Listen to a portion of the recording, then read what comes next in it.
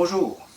Aujourd'hui, on va faire une première chronique sur les formes d'aïki. L'aïkido Yosekan, l'aïkido Tomiki, bref, les différents styles d'aïkido. Okay? L'aïkibudo,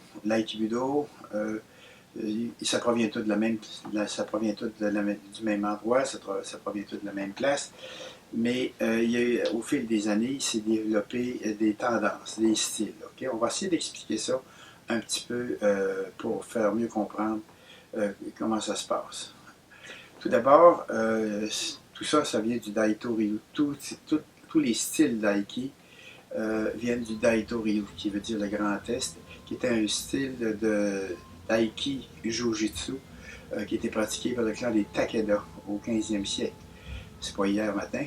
C'était les méthodes de combat à main nue de ces samouraïs-là. C'était évidemment des techniques secrètes parce que ça faisait partie de l'arsenal, ça faisait partie des stratégies de combat.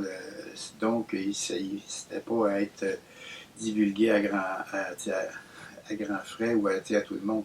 C'était uniquement des castes extrêmement sélectionnés qui pouvaient apprendre ces techniques de combat à main nue. Il faut dire aussi que les combats à main nue, c'était un des arts secondaires parce que les arts des samouraïs, l'art martial des samouraïs, c'était plus tout ce qui avait au sabre, aux armes. Mais lorsqu'on était désarmé, il fallait faire face à quand on perdait notre sabre, il fallait être capable de contrer des attaques au couteau ou au sabre qui nous étaient lancées par l'ennemi.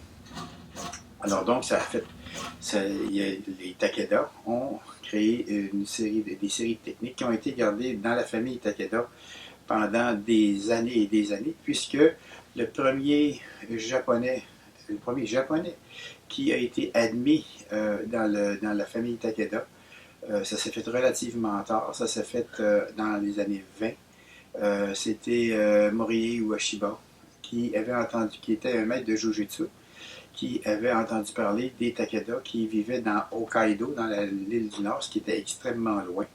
Et il a décidé d'aller étudier l'aiki Jujutsu.